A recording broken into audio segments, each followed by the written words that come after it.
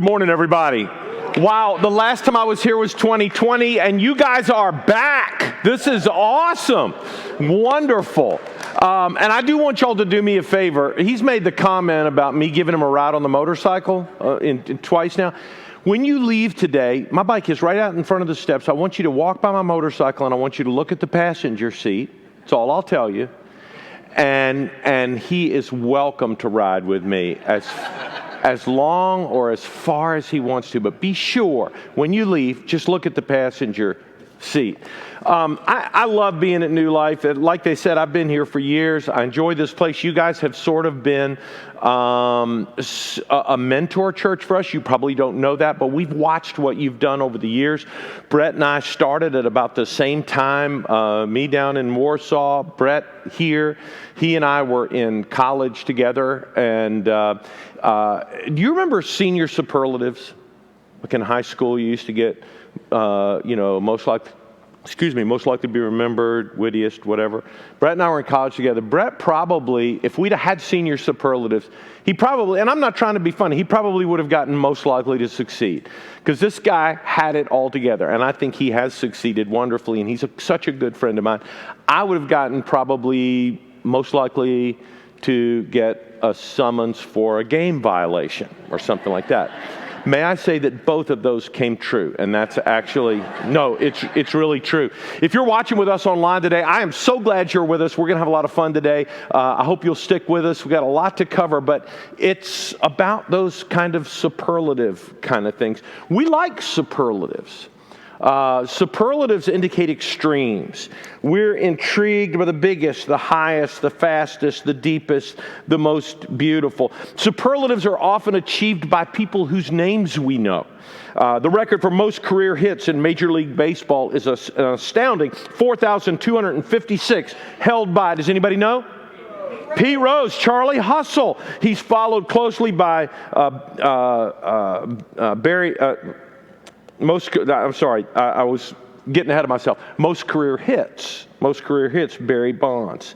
Most career home runs, is 762 by Barry Bonds. He's closely followed by Hank Aaron. Hank had 755. Babe Ruth had 714. A-Rod, 696. But we like all kinds of superlatives. The longest field goal, the fastest stock car, the heavyweight champion, the hardest puncher, the most valuable diamond, the richest man, the most pristine beach. The list just goes on and on and on, doesn't it?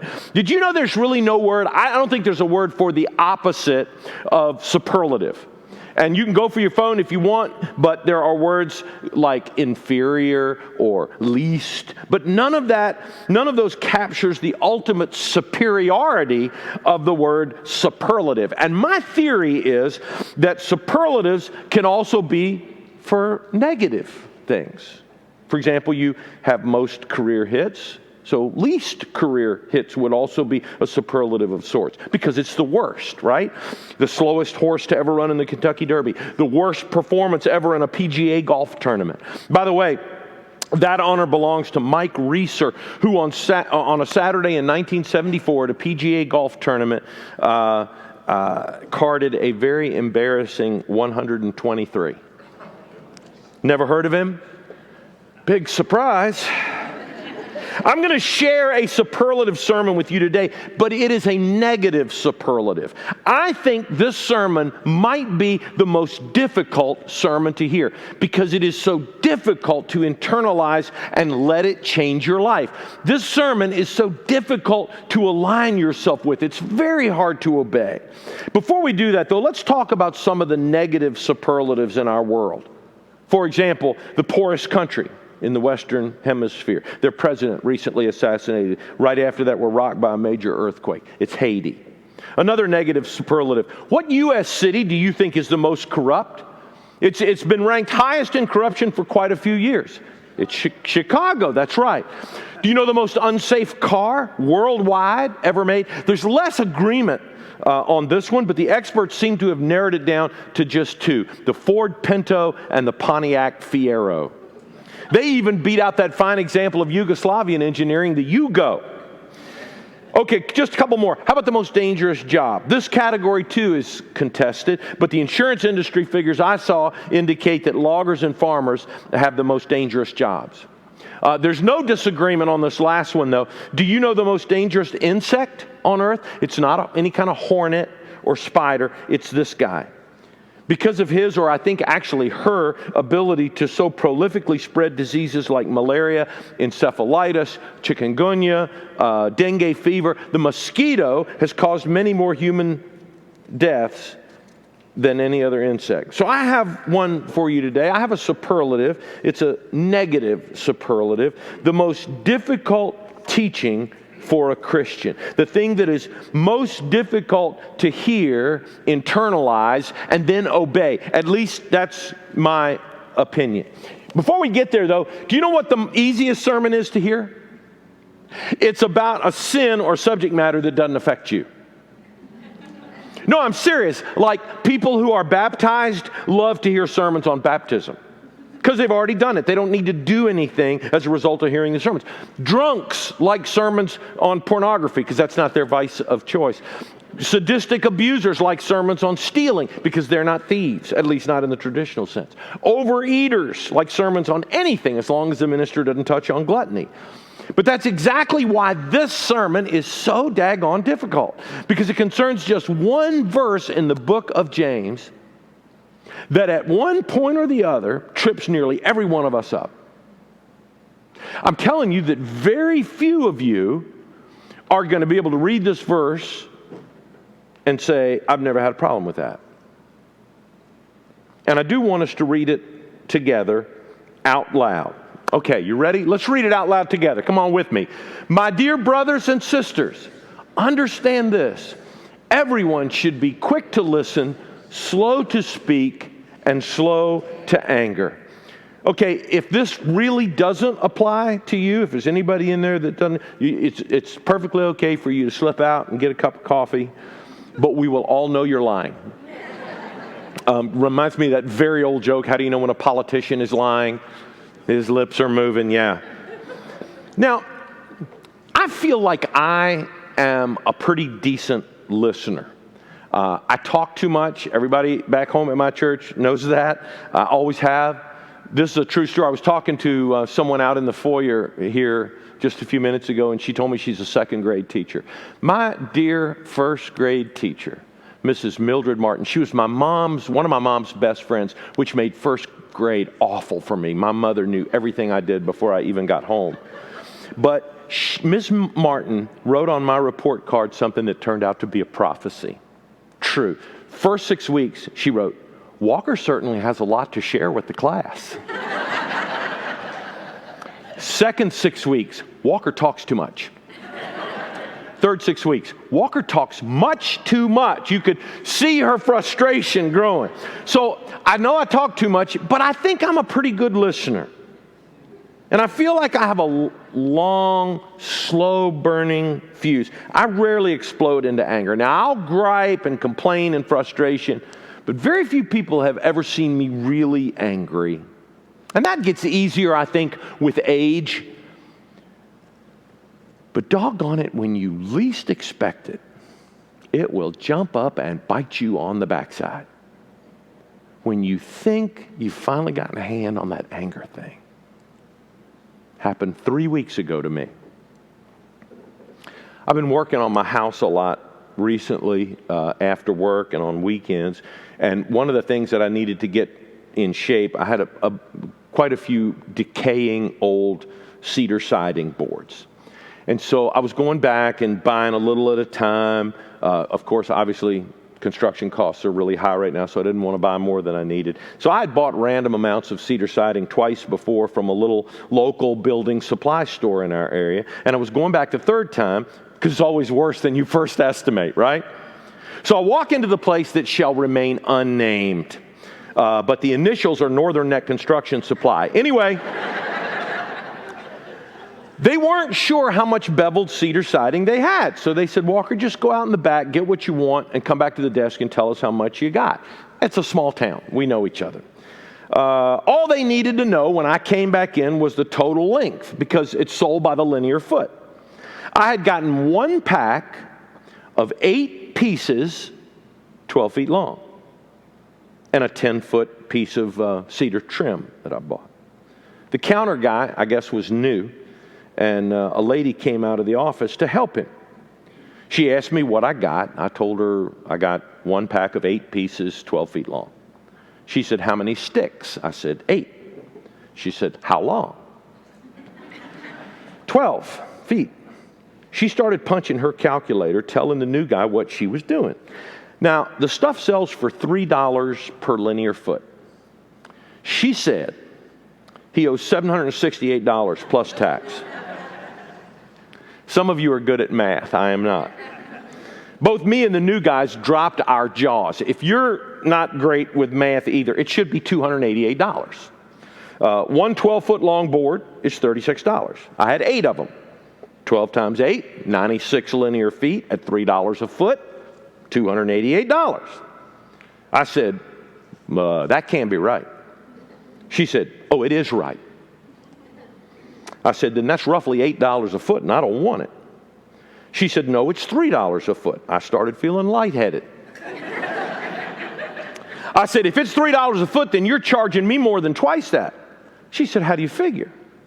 I said, 96 feet at $3 a foot should be less than $300. She said, doesn't matter how many feet it is, at which point I began to lose consciousness. People, I'm not lying to you. This is a true story. She grabbed a piece of paper and a pencil and started scribbling. She said, how many sticks did you get? At this point, I wasn't sure how many children I had. So I said, what's a stick? Maybe there was some kind of contractor's jargon I wasn't aware of. She said, a stick is 1 board. How many sticks did you get? I said, 8. More scribbling. Then you owe $768 plus tax. The new guy was drooling now and hit himself in the head with a hammer. And I was losing my patience. Y'all know how this goes. I was losing my patience, and you hate it when this happens. But I felt my face get real hot. Daggone it, I'm mad. And honestly, I wasn't even thinking about being angry. I just was. Instantly, I opened my mouth, and the words came out quicker and louder than before, and it kind of surprised me. But by then, heck, I was in it.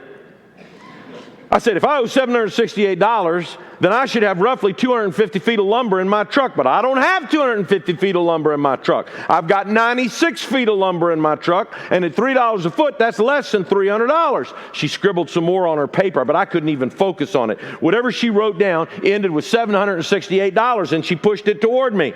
It was somewhere around that time that my left eye started twitching. Now, I should have been quick to listen. I should have been slow to speak. Maybe I could have figured out what the miscommunication was. Instead, I grabbed a Sharpie out of new guy's pocket, and I wrote on my own scrap piece of paper, 8 boards. Each board is 12 feet long. That's 96 feet. Each foot costs $3. 96 times 3 is $288. I owe you $288 plus tax. She stared at me blankly and said, cash or credit card?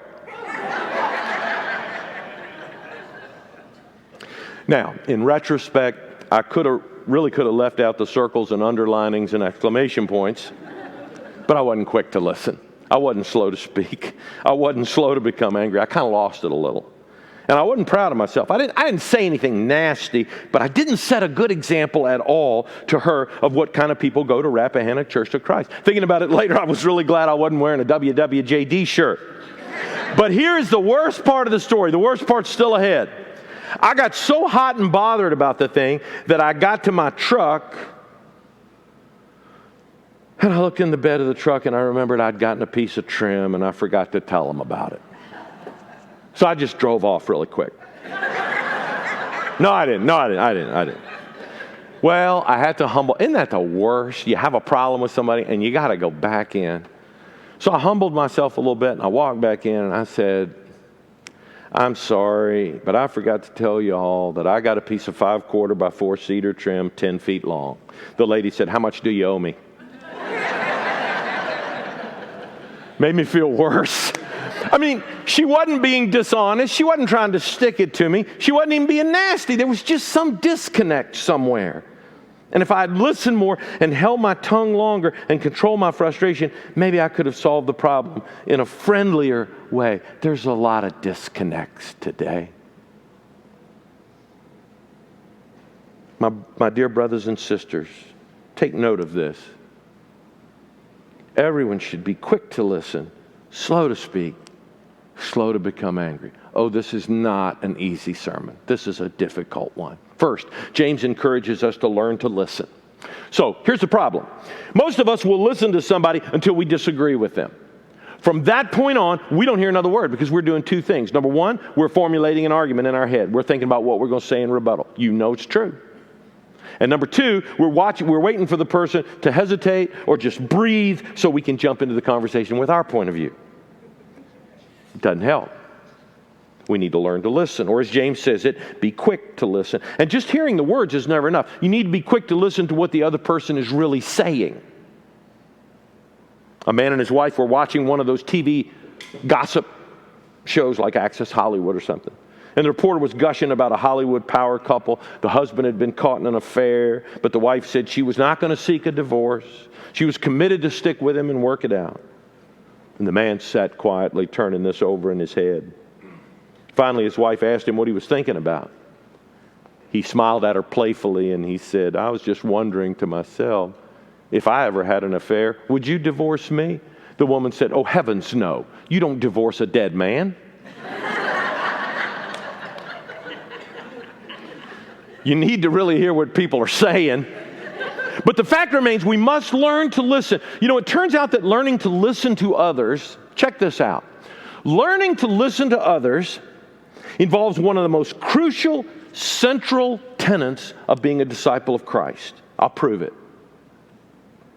In order to listen, really listen to what somebody else has to say, you have to practice no small measure of humility.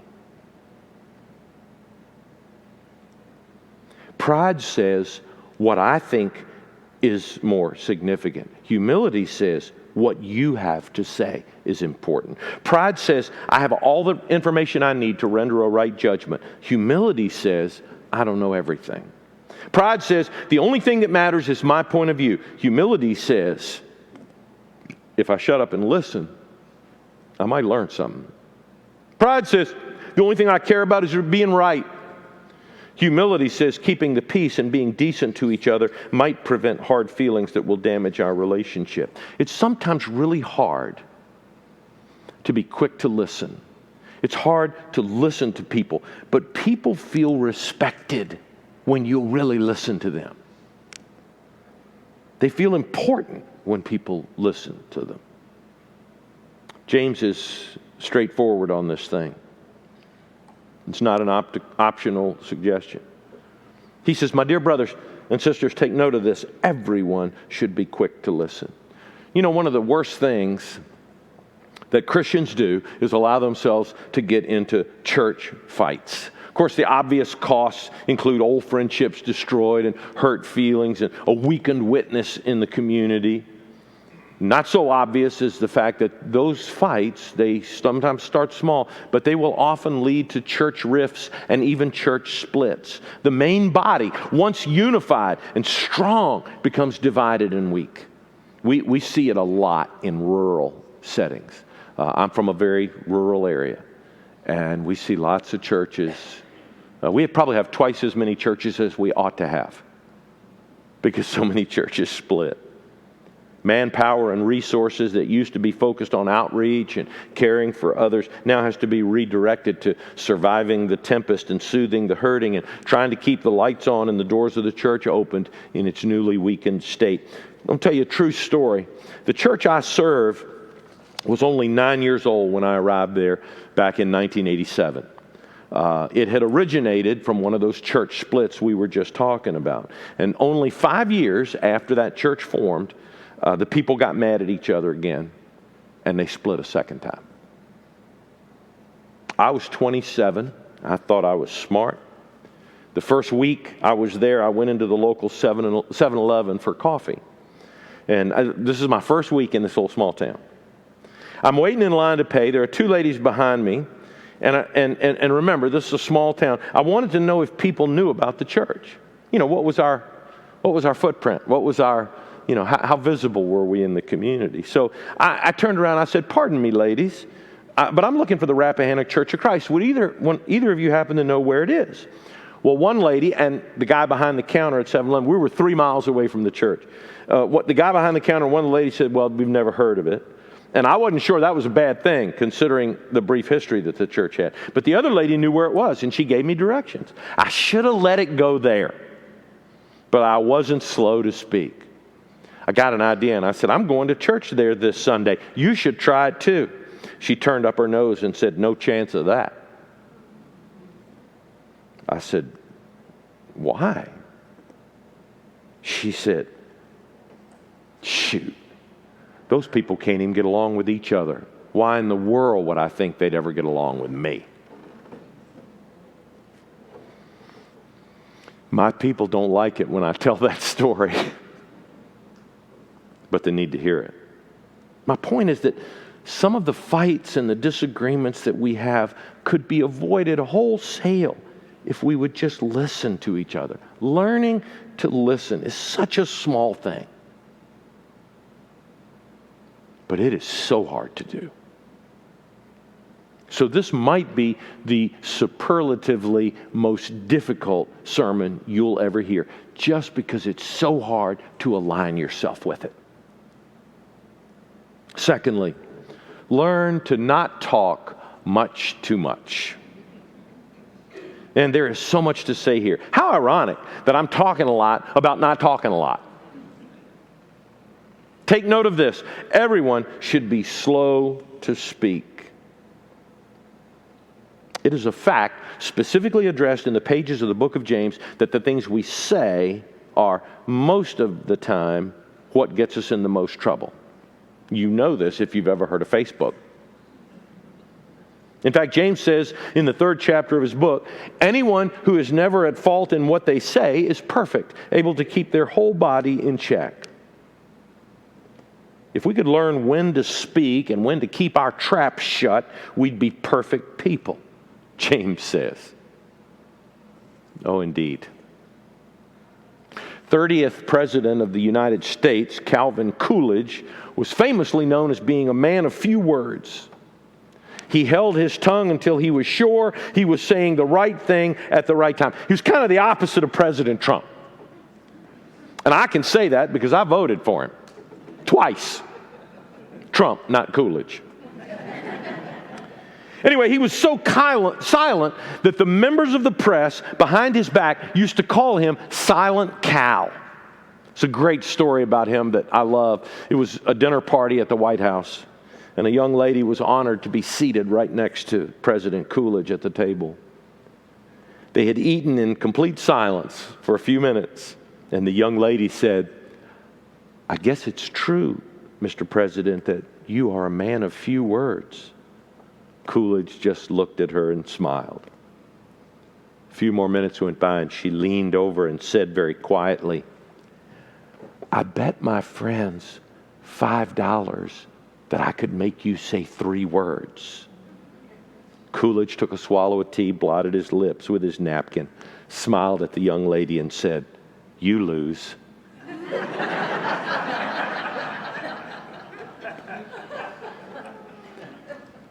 Now, Calvin Coolidge was once asked why he was so quiet. His answer was stunningly on point.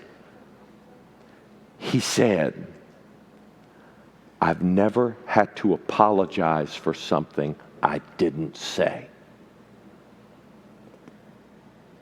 So well said. Because we are not slow to speak, most of us have paid a heavy toll. I suspect that some of you, like me, were raised by a loving but firm father who, above all, would not tolerate sass from an impetuous teenager. And maybe, like me, you felt the sting when you spoke before you thought about it adequately. Now, I knew better than to sass, but boy, I spoke too quick so many times that my dad, true story again, hung a little plaque in my room. It stayed hanging in my room. He wouldn't let me take it down. Stayed in my room from my 13th year until I moved out. The plaque said, caution, be sure brain is engaged before putting mouth into gear. Slow to speak. Just for a few minutes here, think of the heartache that could be avoided if all of us were just a little slower to to speak. We're not saying be a monk and don't say a word. I didn't get the first service didn't get the benefit of this joke, but it's one of my favorite jokes. You hear about the guy who went to the monastery, and while he was there, he took a vow of silence, and he had an opportunity to say 2 words a year. And that was with the head guy. So once a year, he would go into the head guy, and the head guy he could say 2 words. The first year he came in, and he said, "Food bad." He went back, and he was silent for another year. He came back after 2 years to the head guy, and he said, "Bed hard." He went back for a year, and he came back to the third guy on the third year, and he said, "I quit." The guy said, "Well, I'm not surprised. All you've done is complain ever since you got here."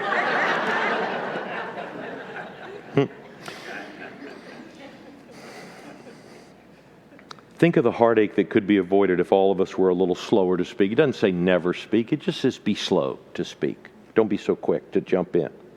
In the workplace, we honor Christ we dishonor Christ with our words. And secretly people say, "Yeah, he's all about his church, but he's just like me. He talks just like me. He's no different." Learn to not talk much too much. In the church itself, I have most certainly been guilty of speaking thoughtlessly and foolishly and disrespectfully. And I got caught. I remember one big regret I have. Every time I think about taming the tongue, I remember a time that I spoke when I shouldn't have. But this lady in our church was gracious. She forgave me. She was a bigger person than I am. And I respect her so much for that. Seriously. I respect her because she's still in worship most every Sunday, because she was big enough to forgive me. In our families, we cause heartache. There's one reason in particular to be so incredibly careful, to be vigilant about guarding your lips when speaking to your children. And it's this: because they believe you. Tell them that they are loved children of God. They'll believe you. Tell them there's a plan for their lives. They'll believe you. Tell them they are priceless gifts. They'll believe you. Tell them they're a huge disappointment. They'll believe you. Tell them they're worthless. They'll believe you. Tell them they're never going to amount to anything.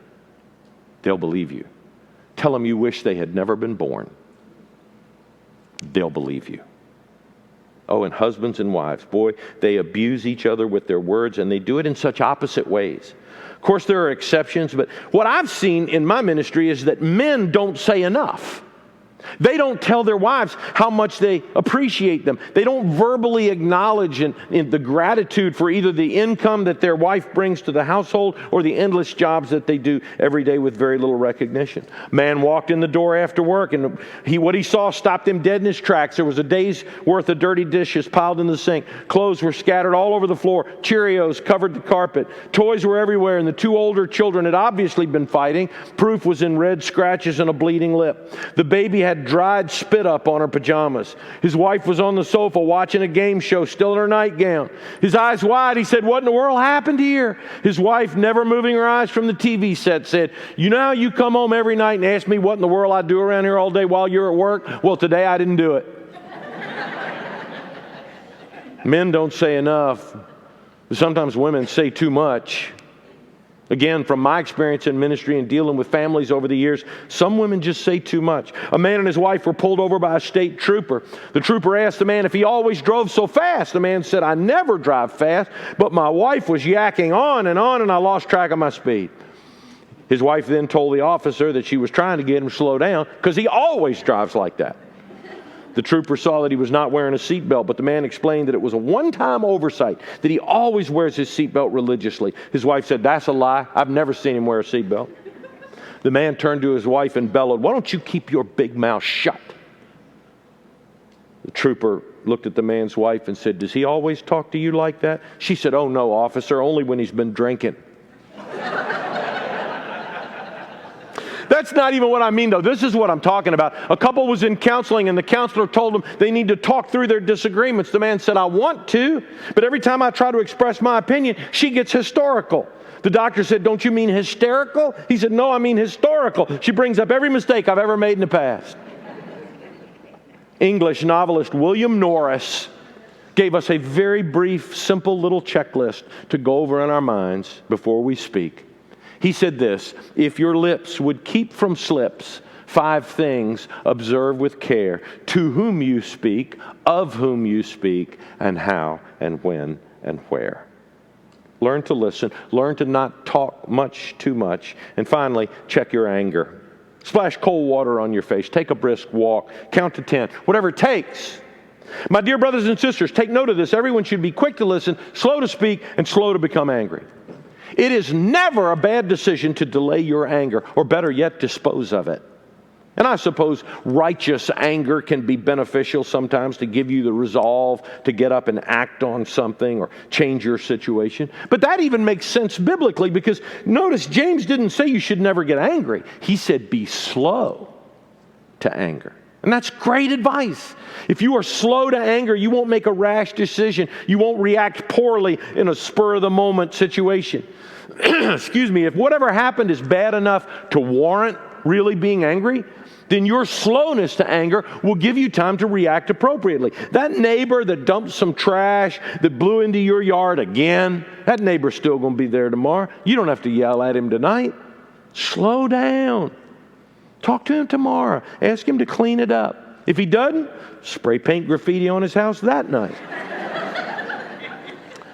I don't think I have ever made a good immediate decision while I was angry. But I can think of a slew of really bad ones. I've never once been sorry that I didn't explode in an instant. You know, if you're young, I'm going to give you a little bit of wisdom here. I'm not even going to charge you extra for it. Looking back over 60 years of life, I can tell you truthfully that 98% of the things I got furious about did not matter 30 days later. If you've got a little age on you and you know that's true, let me see your hand. 98% of the stuff that I got angry about really didn't matter just 30 days later. So learn to listen. Take time to think before you speak and check your anger. Let me leave you with this. Some sermons come easy to me. Some just seem to write themselves. For some reason, some others are really difficult for me. Sometimes I feel like I'm trying to remove a tiny splinter wearing thick leather gloves and without my eyeglasses. This sermon did not come easy to me, but I think God wanted to reveal something to me as I struggled, and I'm going to reveal it to you. It occurred to me while I was wading through this thing that these are not 3 disconnected instructions. The first 2 have a direct bearing on the last one, which is really what James was focusing on. Here's what I'm saying. If you're quick to listen and you listen well, you're less likely to be an angry person, unless you're watching a political TV news show. If you're slow to speak, your anger will be moderated and measured, and it's anger that James is warning us about. It's anger that James is warning us about, and the proof of that is in the very last verse. And it's because of that verse that you need to pay attention to this sermon. Here it is. My dear brothers and sisters, take note of this. Everyone should be quick to listen, slow to speak, and slow to become angry, for man's anger does not bring about the righteous life that God desires. There it is. Man's anger does not bring about the righteous life that God desires. It seems to me that God is saying that anger is a good-for-nothing distraction most of the time.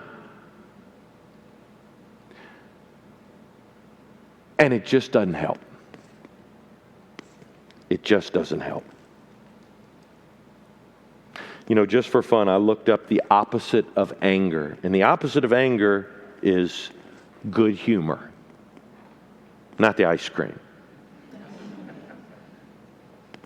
I'm going to try even harder to show the world that knowing Jesus puts me in a good humor. I think that'd be a good idea. Let's pray.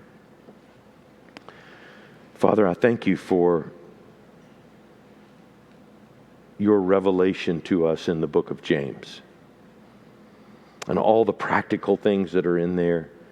And I pray, and I hope that we, this congregation, those watching online, can pray together, that we would learn to be better listeners and slower to speak and slower to become angry, that we might display a good humor that attracts the world to Christ. In Jesus' name, amen.